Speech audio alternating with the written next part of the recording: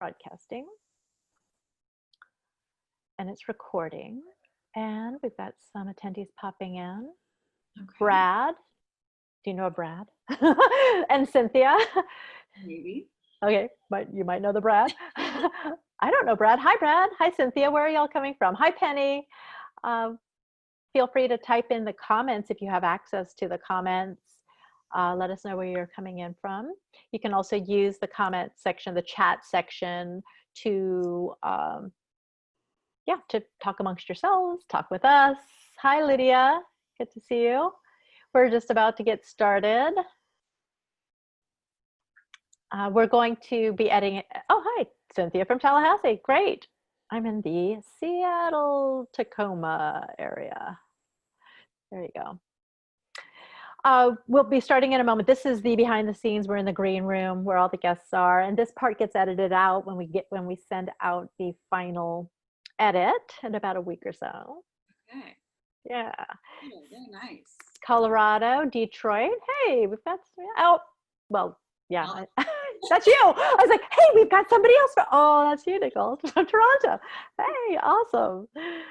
Okay, we are going to get started because we have a real treat. We're going to have a book reading, an author chat, a conversation about a still unbelievably taboo topic.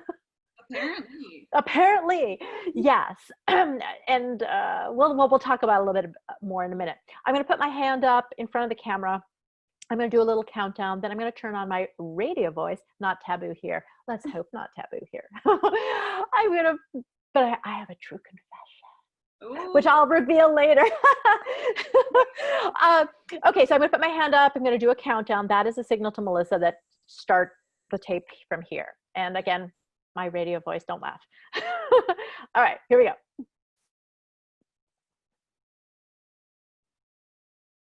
Hi, I'm Elisa Sherman. I'm the CEO of Ellementa.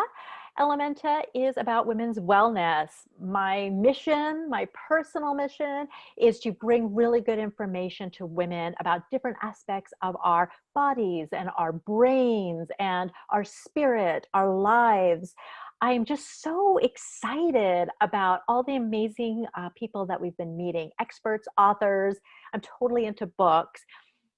One of my confessions, this is not my big true confession that I just mentioned a few seconds before we started the official recording. One of my confessions is I do not have the book today, so I'm going to make Nicolle hold her book up. Hold your book up, Nicolle, right now.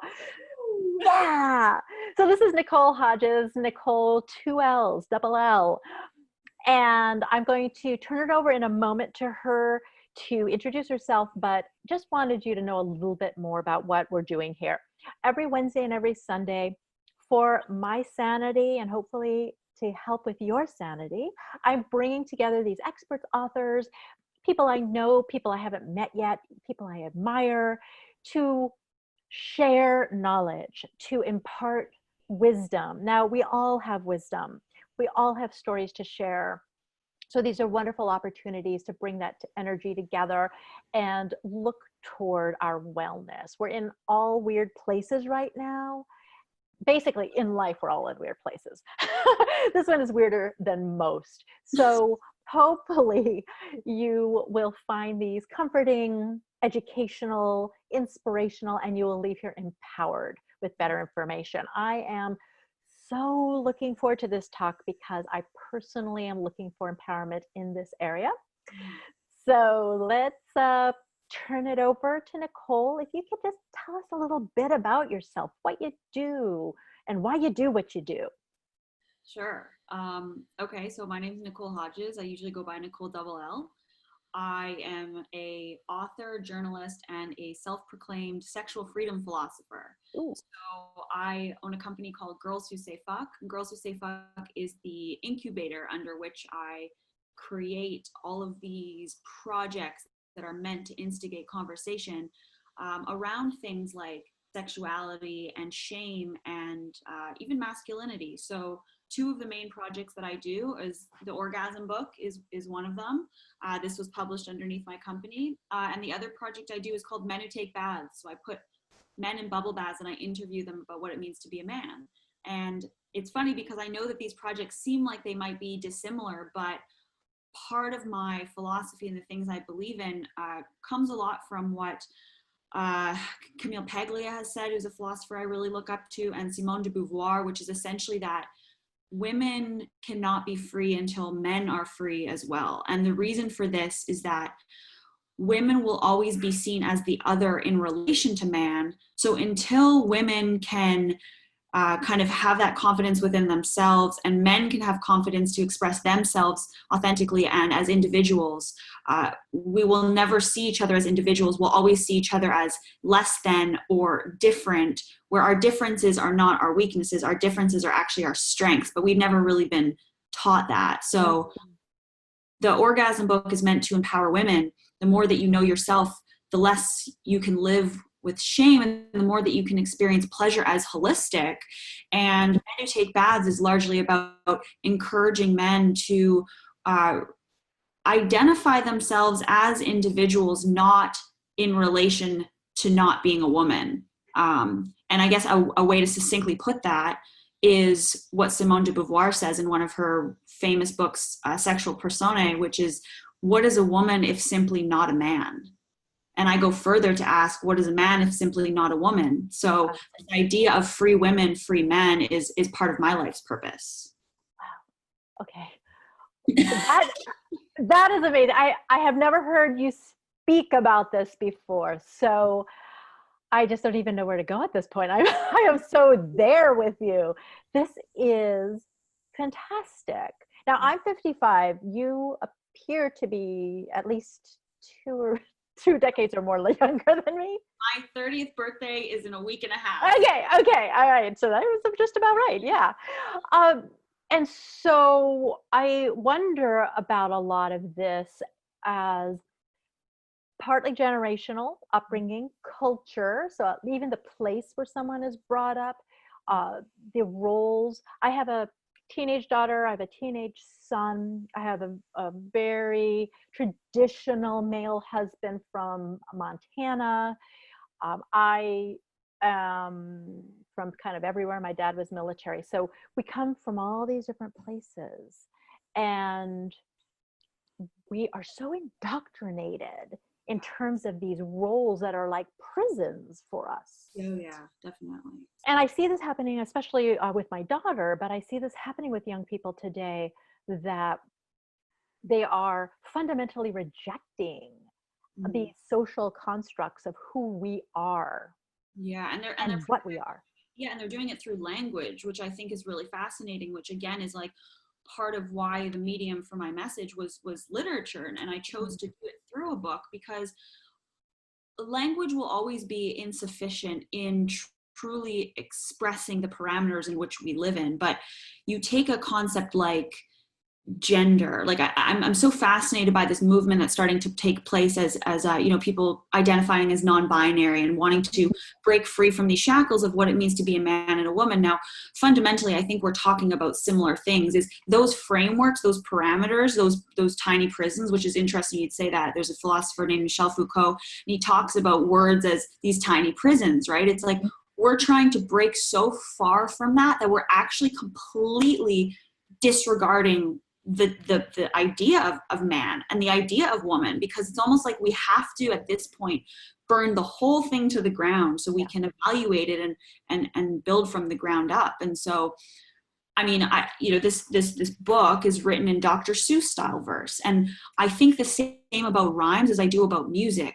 There's something in it that actually bypasses a lot of the subjectivity we have in our own minds. It's like when you listen to a song, you're not analyzing necessarily the meaning. You're feeling what you're feeling about the rhythm and the beat and the words that become just part of the whole experience of listening to a song. Rhymes are the same thing, I think, in a weird way. To get someone from the beginning of a sentence to the end of a sentence without them falling down into a pit of subjectivity and getting snagged there is incredibly difficult, especially right now, because we are reframing a lot of these associations we have with certain words and what they're charged with. But when you put it into rhyme form, it's almost like you pick somebody up and you float them from the beginning to the end. And if you can get them to the end of the sentence and then have them look back and kind of see how far they've come, like that, there's something really magical about that. And Like, I don't believe, I always kind of talk about books. I read a lot as well, just like you do, but it's like, there are no books of spells. Like, books are spells. So learn how to cast your words wisely. I love it. As a writer, I am so in love with everything you just said. And it's so true. So that is an issue that people bring. The way I always say it is people view everything through their own lens, and everybody's lenses are so different. And so we're looking at the exact same thing in completely different ways. And some of us get super caught up into that shade or the hue of that lens that we're not even there with the message. So I am also I'm very careful with my words. I love words. I realize the limitation of words. But that kind of brings us to the word of the day. The word of the day. See, I'm bringing some Sesame Street into this too. The word of the day, orgasm. Actually, the word of the day is the P word. We'll see. This is my confession. This is it. I'm gonna get. You know what I'm gonna do right now? I can't get to that word. Do it. Oh my God. Do it. Thank your pussy. Oh my God. I am so red. I'm so glad I'm wearing a little bit of makeup. I normally don't. I just wear them for this thing. Oh my God. This is my confession. I don't know if it's shame, because it's not to me, it's not dirty. It is an embarrassment, which I think embarrassment is different from shame. It's still not a good thing to be feeling, but it's more an, oh my gosh, we're not supposed to talk about this. No. It's more of that kind of, and I think it's part generational. I really do.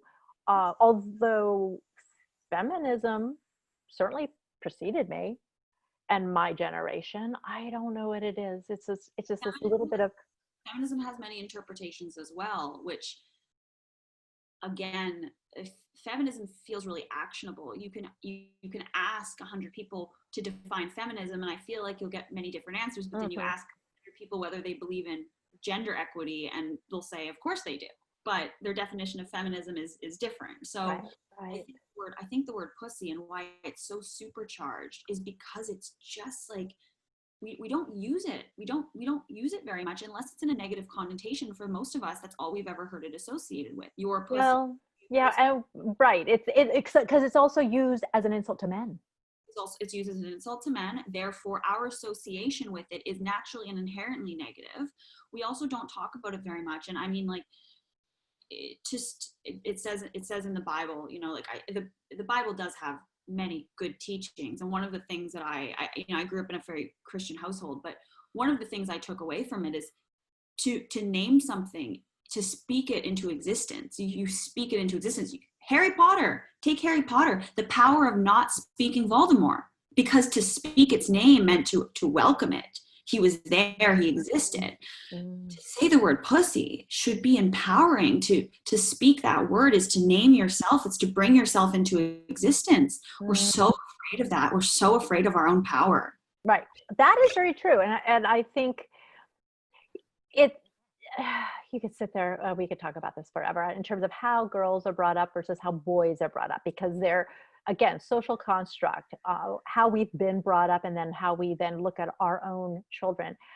I am always railing against my own fears, my own misunderstandings, and misinterpretations, so that I don't carry those over to that next generation, my kids. Like, I don't want them to have my hangups. I don't want them to be disempowered in any way. I want to lay out sort of the tapestry where they bring their own paint and they paint that picture. It's really challenging. It really is so challenging. I've had many mothers, you know, who have bought this book for their daughters, and wow. have reached out and thanked me, because through the process of reading it, again, just like Dr. Seuss, it's not age specific. There's something that I think we can all find in this. And some mothers have also come forward and said that they were reluctant to purchase it for their daughters, but upon reflection realized it was their own shame that they were perpetuating, and had a chance to sit with that. And again, like, coming back to the word pussy, it's funny that it would come up, and thank you for your confession, because I think it's a really important talking point, but I was even hesitant putting that in the book. Yeah. Because I was worried that that might be the one page that stops this book from getting a publisher or getting large distribution. And then I started asking myself, why do I feel that way towards it?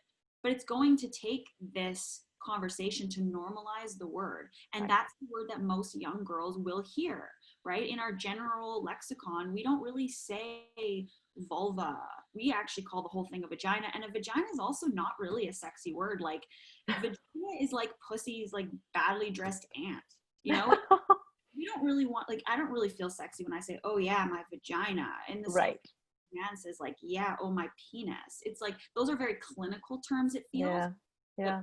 It's kind of empowering, almost because it is a bit, I don't want to say abrasive, but it's a bit sexual. Well, it's in your face. It's right there. It's right there. Well, and then we also have a little bit of sort of that political piece of it too, where we have somebody who's in charge of our country who used that word so derogatorily, and it was accepted. Oh, it was so hard. That was so hard. And so that was very disempowering. And that was misinformation. That was propaganda in a sense. And the masses heard that word. See, I keep saying that word, heard pussy in such a negative stance. And yet, look what's happened. So, not to even get political, but there is a politicization of words, and often that is to hold somebody down. Yes, of course. To take away somebody else's power. Yes, and if the word pussy is associated with pleasure, where vagina is this term that's given to us, and even just saying the word vagina, it's like very clinical, and it's like it's not really sexy, it doesn't really address pleasure. But saying pussy, even just the way that it sounds, like you said, it's in your face, it's almost like an onomatopoeia. It's almost like you can't help but say it. And that's associated with pleasure. And the second that we turn the dial from being a functional thing, like the vagina is a functional part of our anatomy, to being pussy, which is fundamentally about a woman's pleasure and expressing herself, suddenly we're a little unsure about whether or not we can be saying it. And someone like the orange man in office says it. It's almost like it's Voldemort, right? I feel like it is, and I almost don't want to say No, this is not supposed to be a political conversation, but you cannot talk about sexuality without talking politics. You can't talk gender without talking politics. It's just kind of there. Yes, and I feel like, again, the philosophies behind this book, and the reason I wrote it in the way that I did, illustrated and in Dr. Seuss style verse, and putting these words in there, is because I really feel like laughter is like smoke that can seep under the doors of closed minds. I love that. Yeah. Thank You Pussy page is honestly, it's the second to last page. So by the time you get to it, you're already kind of in it, and the rhymes are happening, and it's the only page that doesn't have a rhyme. It's the only page where it's the only thing that it says is basically stop and thank your pussy. Okay, I'm going to have you read it in a moment. You said it takes about 5 minutes to read the whole thing in its entirety, which sounds fun, and it's going to be the best 5 minutes probably I've spent in months. So I was thinking also about the idea of taking what's familiar. So you spoke about rhyme and how rhyme can get them from point A to point Z without them falling into the pits of their own doubt and programming and what have you, but also taking something familiar and bringing a new message to it. I think that makes it more curious, more inviting, more accessible, and almost like, who hasn't grown up with something of Dr. Seuss? Yeah. Oh yeah, people hear it and they automatically accept it. And I want them to come into that. I want them to come into a reading or purchasing the book or coming in contact with the book or its messaging with the same acceptance of being on the continuum of education and playfulness. And I love this idea of I believe it's called Leela. It's like divine play. And I think that's a really nice way to approach topics of sex and sexuality and pleasure in particular. Like, this book is about pleasure. It's not necessarily about sex or penetration or anatomy. Those things will come naturally. The more that you experience pleasure, the more open you will be to then absorbing that type of information. But when you lead with something clinical or serious, it's not as inviting then to experience the breadth and the holistic nature of pleasure, which is not just penetration, which again is like a very, I don't like to say masculine view, because then that attaches a negative connotation to masculine, but maybe like what you said, our programming or our conditioning or our narrow scope of what it means to be a sexual person is usually heteronormative and has to do with penetration and has to do with this like goal-oriented orgasm, which this book is about an orgasmic life. All right. One last thing before we have you open this book and read this book. Paula Stone Williams. I don't know if you've heard of Paula Stone Williams. A lot of the conversation we're having, I literally happened upon her yesterday. And she was talking about gender norms and how she has a unique perspective because she was a he. And there's a couple of TED Talks that she's given. And so yeah, at 2 a.m, I was like watching these TED Talks. And it was amazing to hear one human literally be able to see both sides. One side of, here's my life experience for the first 40 or 50 years of my life. Here is my new experience that I'm exploring. And I'm finding out how different being female is because of what everyone else says and thinks.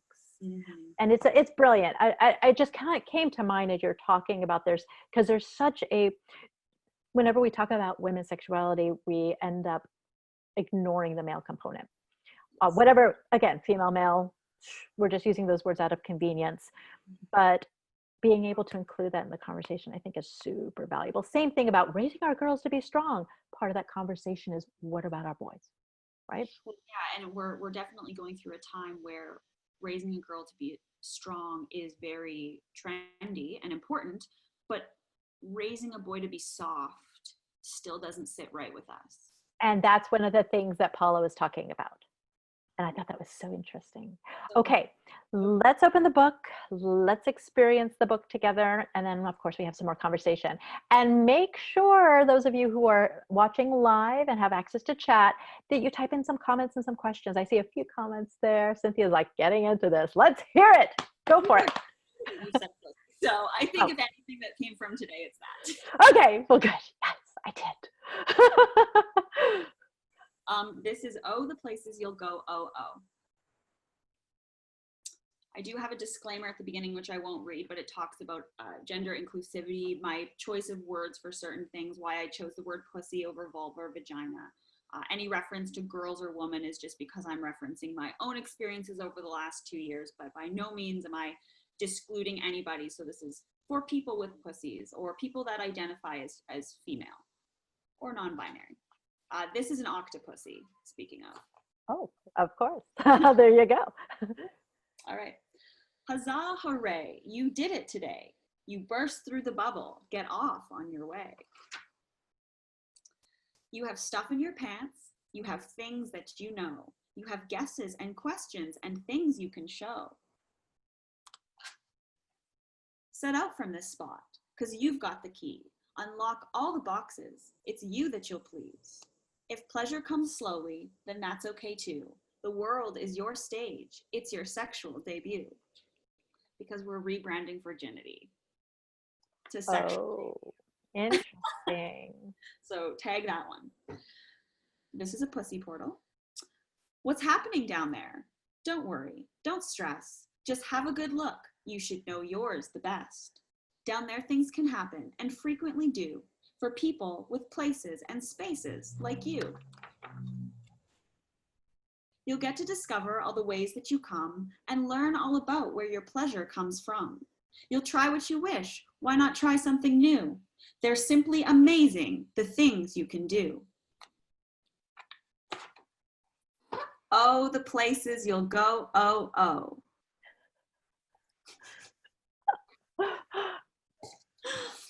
I'll tell you the truth about coming. It doesn't just fall from the sky. You won't find it under your pillow, and it isn't just something for guys. Some orgasms roll in like thunder. Some flutter in, light as a bird. Some hit you without any warning, and some are so strong it's absurd. Our history tends to ignore them, or say it's not really her place. It's hard to be cute like a lady when an orgasm crosses your face. Once they start, you may not feel like stopping. They may even mess up your sheets. But when they take over your body, that's really when sex is a treat.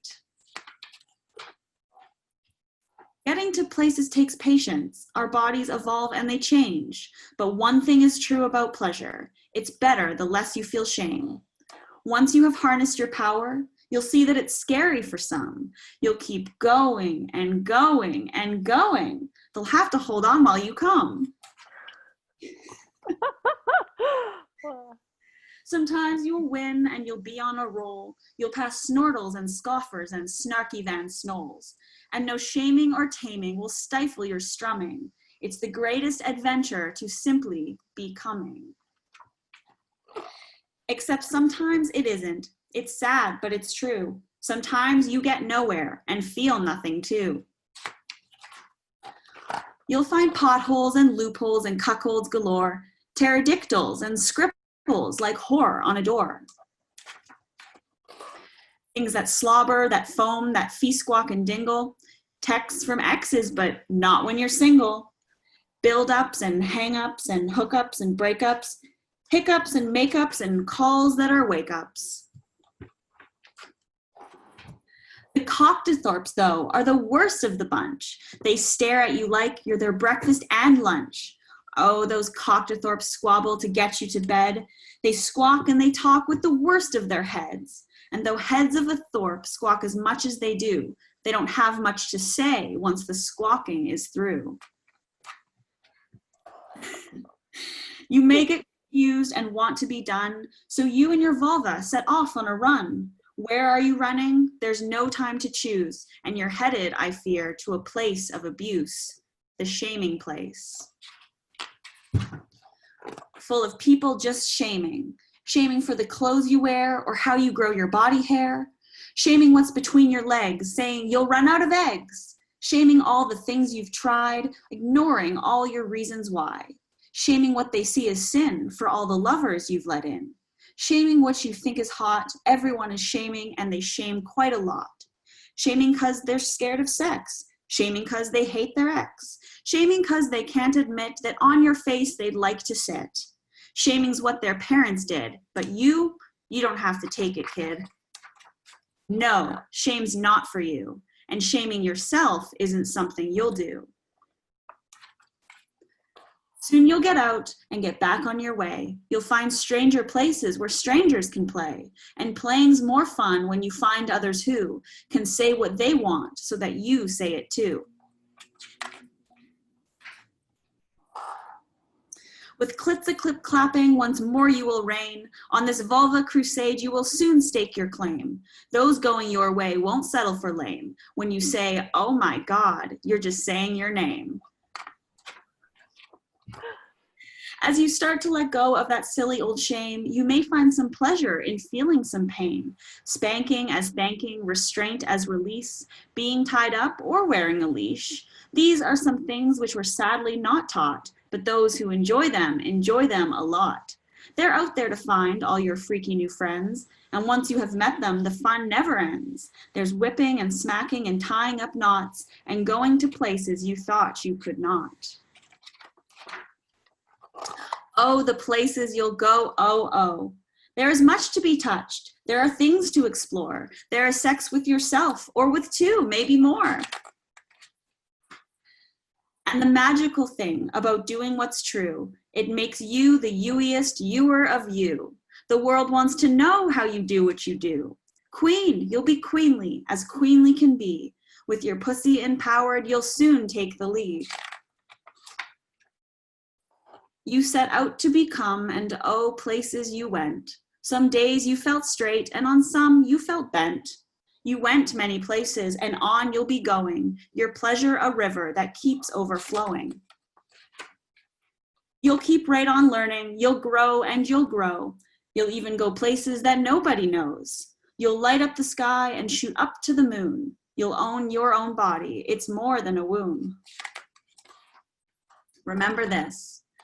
The universe is between your legs. You are the creator of all things. Your pleasure is a source of power, and orgasms can give you wings. So thank your pussy. Be you Lulu or Charlie or Jacob or June, born with a pussy or getting one soon, get off to your pleasure, get off to your places. Your pleasure awaits. It's never the end, and it's never too late. The answer is in you. You are the key. Find out for yourself.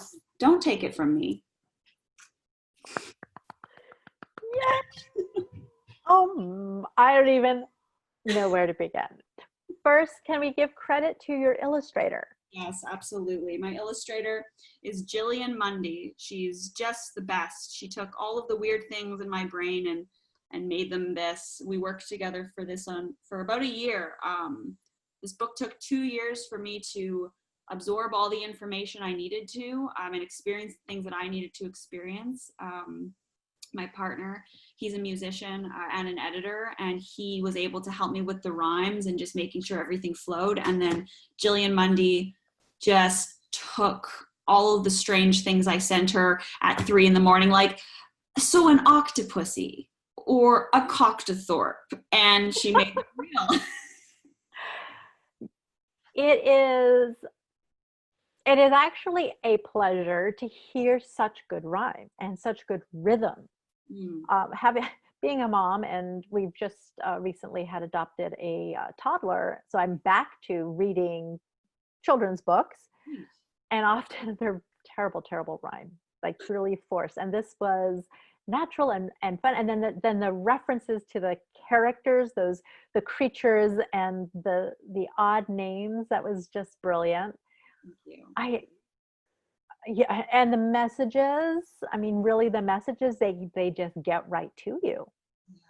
Yeah. A lot of the whole thing about shame, not having shame, not letting others shame you, not being ashamed. I mean, that was really powerful. Yeah, that was great. That was terrific.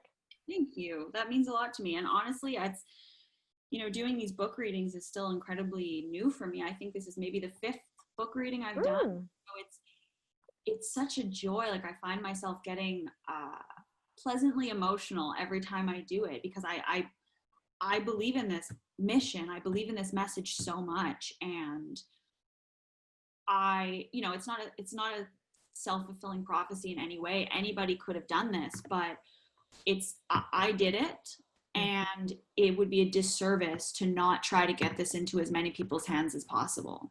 Yeah, I absolutely agree. And somebody was making a comment about abuse. You touched even on abuse. There are things that we have been through, the trauma. So you really brought that in very gently, but very straightforward, that can be one of our barriers. That can be one of sort of the little creature monsters that prevent us from reaching a place of full body acceptance. I love what you said too about the black pages. There are many, there's much symbolism in this and subtleties that I worked on for a really long time, as in subliminal. Yeah. It's funny because I really just, when I got the idea for this book, it was actually during an orgasm, fittingly enough. And Perfect. I felt like I reached into this place beyond, and I pulled back the idea for this book. And then the universe said, be patient. And for 2 years, I allowed myself to just be open to receiving signs and experiences and people who had an impact in my life and kind of guided me in one direction or the other. And so this book is riddled with some of those moments and symbolism, and putting something on a black page. Again, it's the whole book is like white and colorful, but you get to these places where it does talk about shame, and they're darker. And then even the page about, you'll have sex, there's much to explore. You can have sex with yourself or with 2, maybe more. That's also a dark page. Because this idea of, let's say something like ethical non-monogamy or polyamory, these are still taboo topics. These are still things that are in the dark. But you are now bringing light to a lot of things with this book, which is incredibly powerful. Really quickly, and we'll talk a little bit more, but I want to know, how do we find your book? I'm sure some of those watching live right now want to know. And then when somebody watches this video, they'll be like, I need that book now. How do we find it? Ah, there we go. You typed it in, theorgasmbook.com. Yeah, theorgasmbook.com. You Perfect. can book a copy there. Here, use this. Any book reading that I do during the month of May, use the promo code vulva15, and you'll receive 15% off the book at checkout. So yeah, right now it's priced at $40. I'm trying to reduce that cost. It's self-published then, correct? Okay, yeah. So that means that we're not just supporting your book, but we're supporting you. Well, it's the author, the creator. Yeah. It's allowing me to continue doing the work that I'm doing. And like I said, it's getting this book in as many people's hands as possible, because it's easy to have a conversation off of it, and it's a quick read. And if someone sees this sitting on your coffee table or on your bookshelf and they grab it and they just skim it, it's quick enough, but it's one of those things that it sticks with you. It sticks with you because, much like philosophy, on the surface it seems really simple.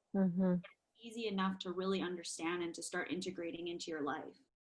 Well, the words, the message was extremely strong, but it didn't come across as like hitting you over the head. No. It came across as gentle strength. It was really powerful, really powerful. Kind of a weird thing that popped in my head, speaking of weird, but I think it's a good thing. It's a good thought. When I was pregnant, we read to our daughter while she was in my womb, and that is the book, Oh, the Places You'll Go, that we read over and over and over. So she's very familiar with this book, and she sort of knows her pre-birth history of having heard this book. And I'm thinking to myself, at what age will it be the right time to then give her your book? And isn't that an interesting sort of a full circle of sort of graduating to this new place? Yeah, definitely. Well, I think it's really, again, this book, it's so much based on my own sexual journey, and I talk about sexual debut, and someone's sexual debut, I really do believe, can happen at any point in their life. Yeah. I really strongly believe in this like rebranding of virginity. And now, do I actually think virginity will be rebranded to sexual debut? No, but I think asking about the implications of the word virginity and the idea behind virginity is something that we should examine. And I at least ask people to do that, where losing your virginity inherently starts young girls on their sexual journey at a deficit, feeling like they've already lost. They're giving something up, but you're gaining your whole self. It's one of the most beautiful journeys of your life. We should be celebrating it. And not only does it happen at the moment where you have intercourse, let's say, by typical societal standards, virginity is the moment that you have sex, but it can happen many times in your lifetime. That's why I say in this book, it's never the end and it's never too late.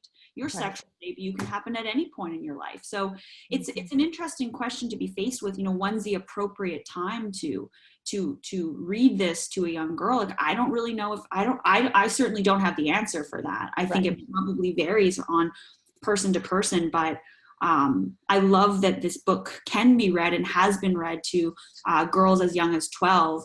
And then I have women that I know that are in their 50s and 60s that are reading this and just going like, wow, I can experience great joy and pleasure right now at any point. And it doesn't have to do with sex. It has to do with living an orgasmic life, which is being true to what brings you pleasure. And not being ashamed for wanting pleasure, regardless of in what context that pleasure is. Because I think sometimes we feel guilty for enjoying ourselves in general. Yes. In some circles or in some circumstances, it's a time waster. We're not being productive. For workaholics like me, having fun is probably incredibly needed and therapeutic, but I sometimes go, whoa, I'm wasting time. And then also when you get to middle age, so I'm beyond middle age now, uh, meaning the middle of, then you start to think, I don't have time to waste. That's when you also can flip. So this whole debut, the idea of debut, I think that probably can happen and should happen at multiple places in your life. And it happens with an openness, with an awareness, with a desire to evolve and change and grow. And yet many of us have been brought up and have lived our lives remaining very small, very closed, and very removed and apart from who we actually are. And so often what happens in middle age, especially after menopause, which voila, it's, I'm here. You are no longer that fertile girl or young woman who can reproduce. So your whole identity has to shift anyway. And so we are sort of taught at an early age in certain cultures and certain circles, you only have sex to reproduce. You are here to bear children, to serve others. Then you get to the stage where you can't do it anymore.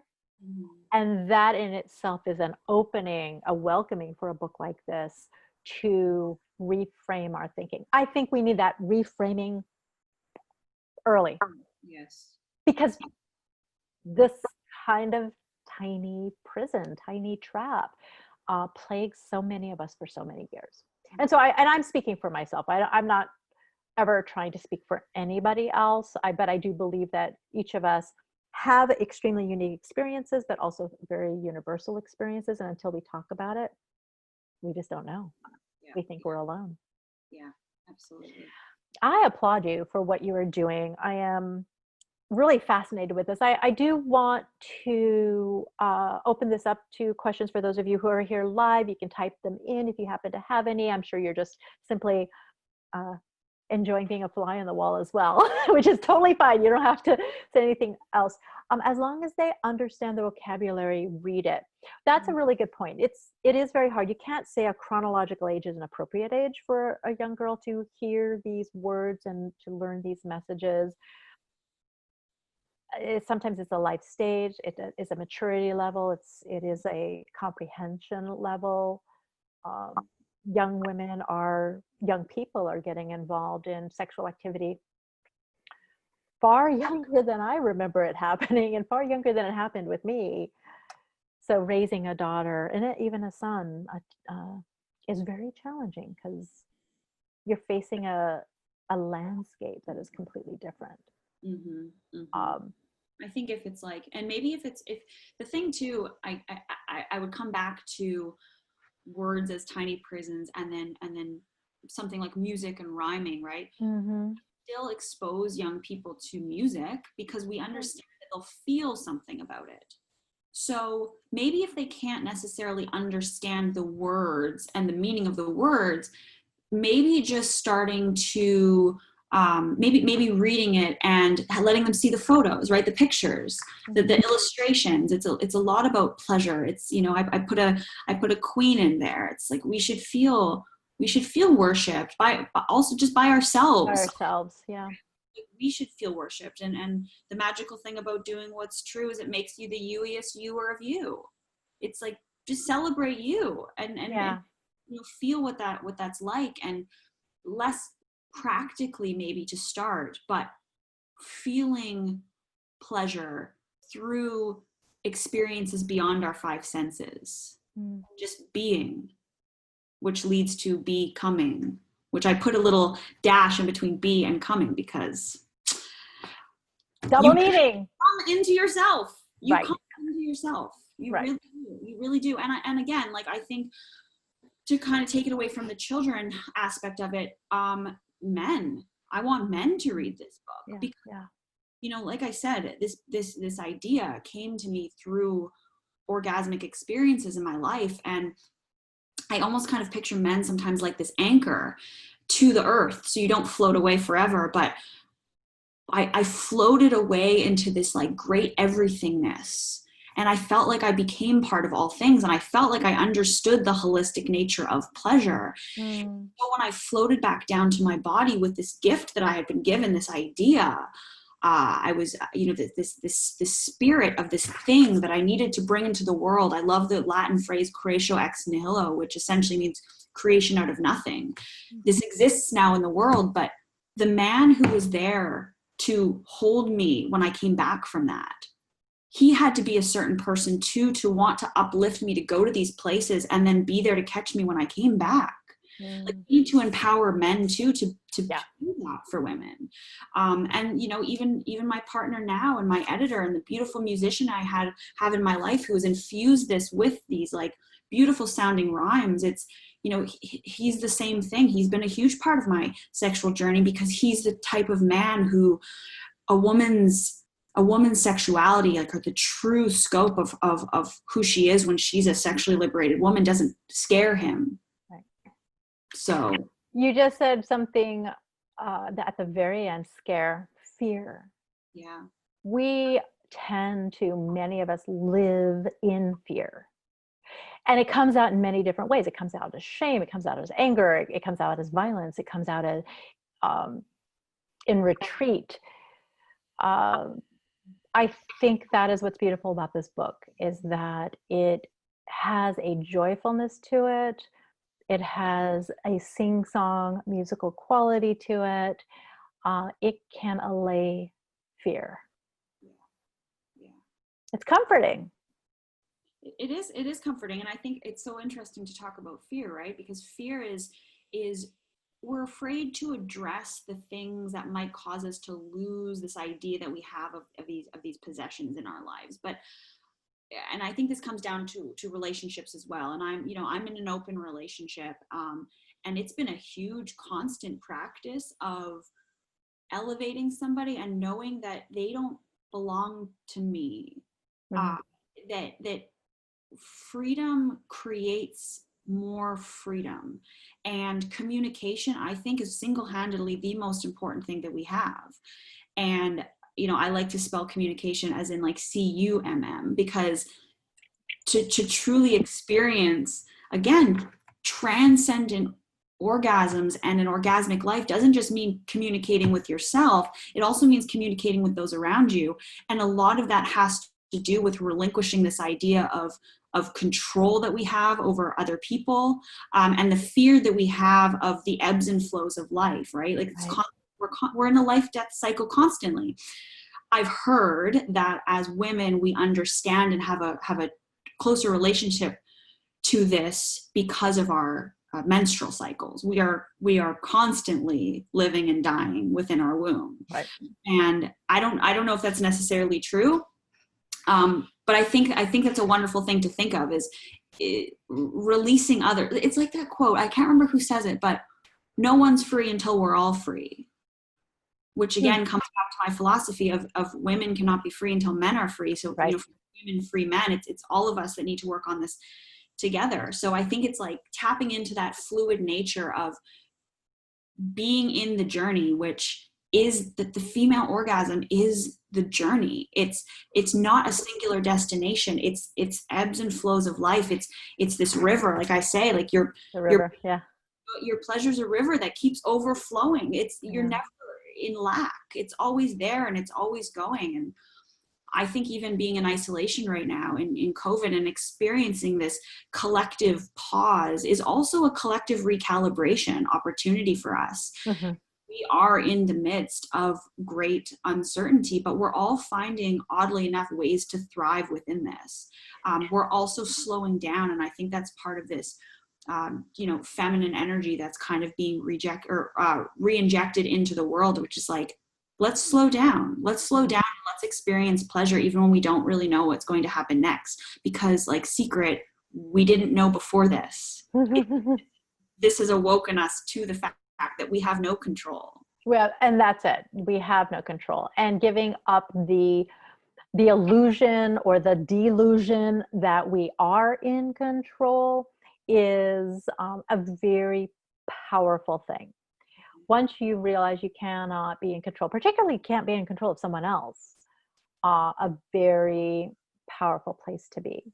And I think, yeah, all of these messages, it's kind of interesting because it's a confluence of many things that have come to this moment, of meeting you and speaking with you, because we are in this time of complete recalibration. And when we step out that door, those of us who are sheltering at home, those of us who have had to completely rethink our businesses and business models and jobs and family structure, relationship structure, we will come out of this. There's no way we can go back to the way it was. We are forever fundamentally changed. And so here's a wonderful opportunity to lead with pleasure, to lead with joy, to lead with love and kindness and generosity and tenderness. The things that are these rare moments, random act of kindness, these rare moments. No, let's make this our way. Yes. And let this book be our way. Hold it up. Yes. What a joy. Oh my gosh. Anything else that you would like to add? We've got so many great comments in here. See, Cynthia is really participating. And sorry, we didn't mean to not mention relationships create delusional control, thinking that people belong to us. Oh, she says. Oh is right. Yeah, Brad had a few things to say. I never feel more given to than when you take from me. When you understand the joy I feel giving to you. Is this this looks like a poem? My giving isn't done. Oh, it's a poem. Given to 1978 by Ruth Biebermeyer it's a song from the album Given to.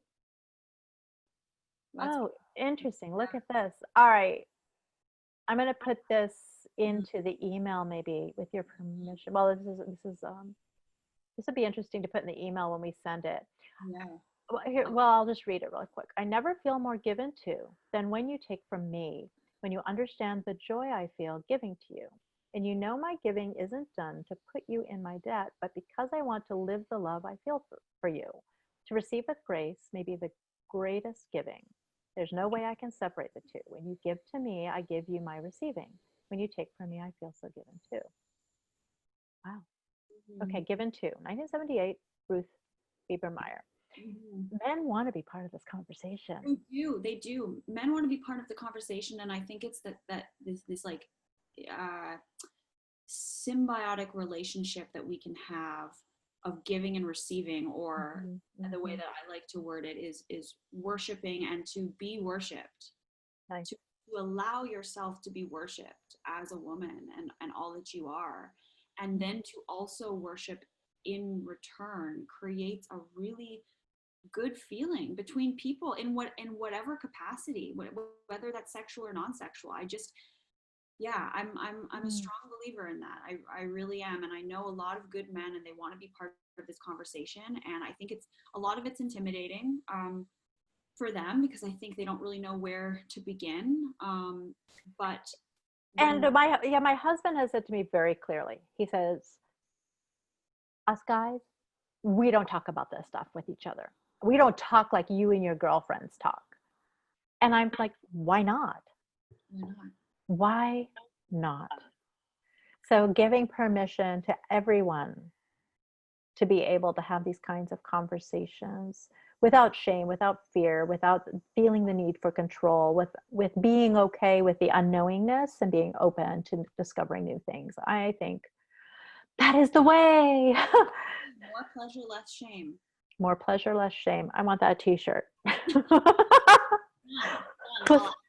Okay, let's make that t-shirt now. All right, this has been a pleasure. This has been a joy. Free with the book. Cynthia is thinking. She's on it. She's like, that t-shirt is free with the book. Get in touch with me directly. I need to know who you are. And thank you. I can't thank you enough. This has been a joyful, amazing, brilliant way to spend an hour on a Sunday, on a holiday Sunday, no less. I wish everyone the best. I wish you the best, Nicolle, in all of your endeavors. You are onto something so powerful and so needed for all of us. And I thank you very much. Thanks everyone who tuned in. How can we find you? Theorgasmbook.com. You can also find me here. I'll write in my handle, but I'll say it as well. On Instagram, you can find me at Nicolle double L. So that's Nicolle, the word double, and then another L. You can also find me at Girls Who Say Fuck, and you can find me at the Orgasm Book. So Instagram is kind of my main place. Okay. I give behind the scenes and talk a lot about the philosophies and the making of the book. But then the orgasmbook.com if you do want to purchase it, and if you want to do a bulk order, if you want to order multiple copies, either for educational purposes or to distribute to your friends and family, definitely contact me about that, and we can work out a special price. As a parent, I'm suddenly thinking schools. Oh my gosh, schools need sex ed. I mean, what is that anymore? That would be brilliant. Wow. Okay. All right. We're going to take over the world. Thank you again. Thanks everyone who participated and who's viewing now after the fact. Always go to ellementa.com/events for our Wednesday and our Sunday online events. This is something that is so important that we just keep having the conversation. Thanks a lot. Bye everyone. Oh, I love the last shot. That's so good. Okay, the rest of this gets deleted out. I'm glad you didn't just hang up. I forgot to mention to you, don't just hang up. I never do. I always okay, good. Like a come down. So okay, well, yeah, and it's so interesting when I do these. Afterwards, I'm just like, wow, I just ran a marathon. It's sort of like an intellectual, emotional marathon.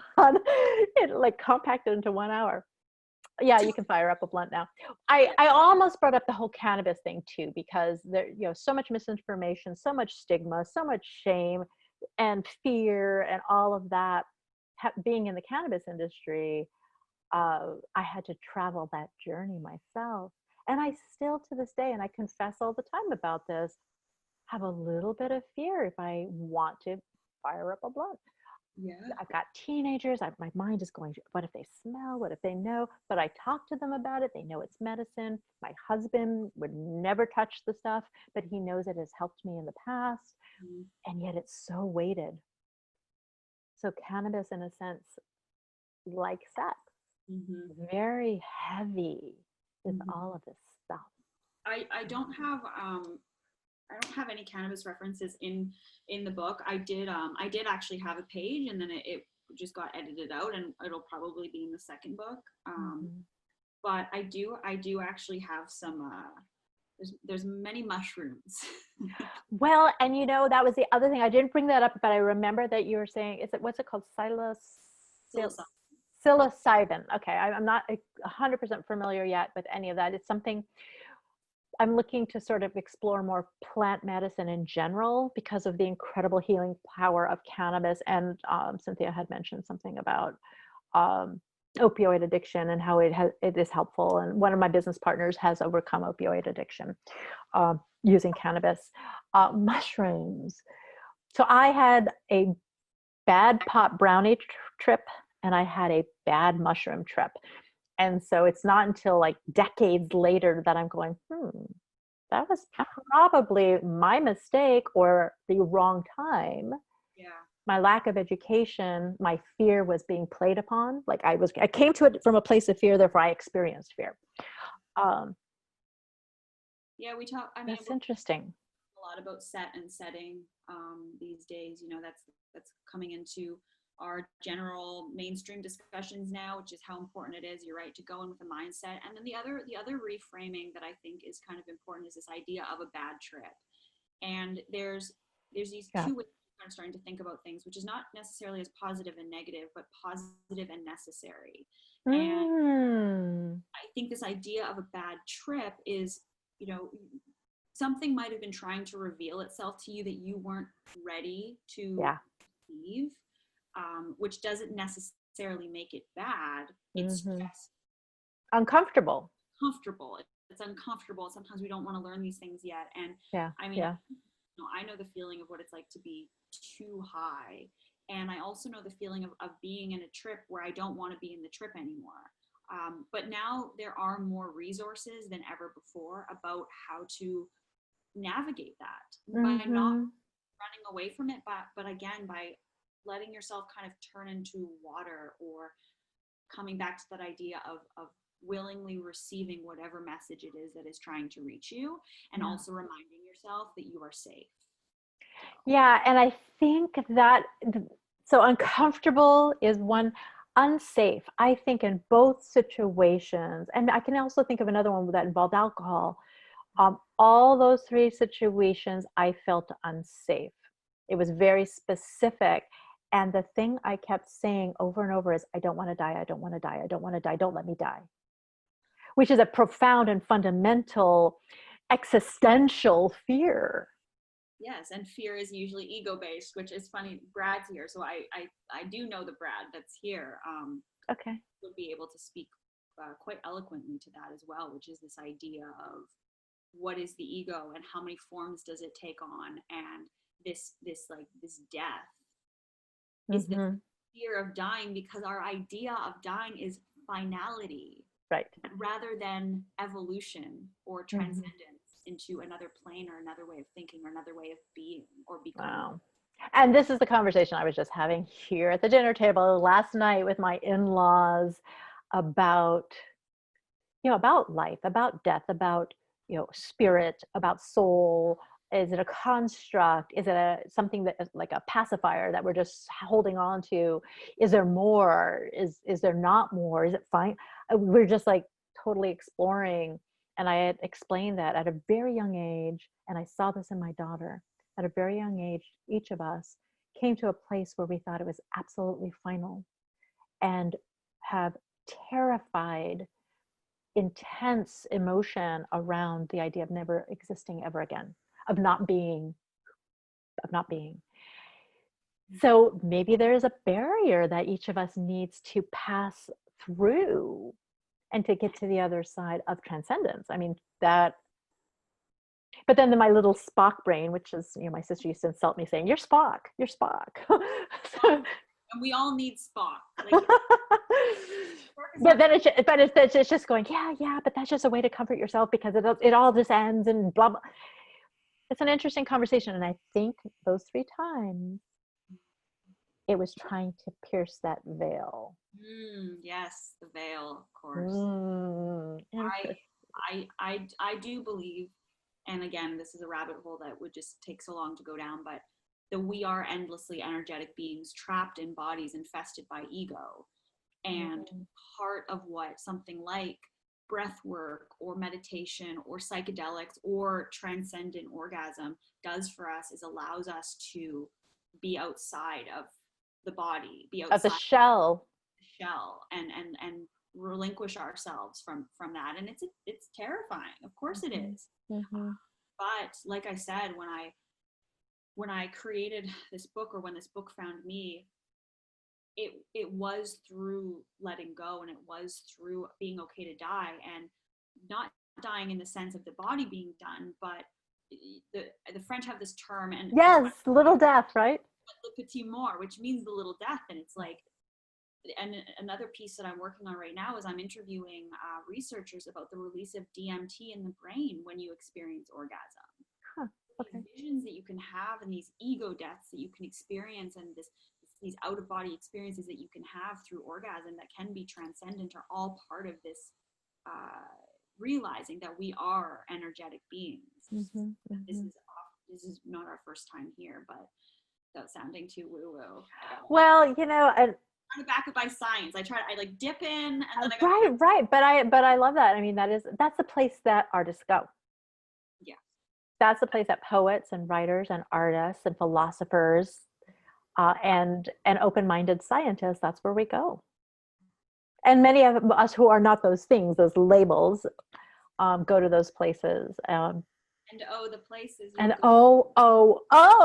places you'll go. Anyway, okay, I gotta jump. Thank you so much. Thanks everyone for being here. Really appreciate it. It was so great to to really meet you. I mean, we've spoken before, but on a totally different subject. So, well, this was wonderful, and please get in touch anytime, and we'll talk soon. yeah, just let me know how else we can promote. We'll put a link to your book in the email that we send, where they'll have the video link as well. Okay, wonderful. Thank you so much. Okay, you take care.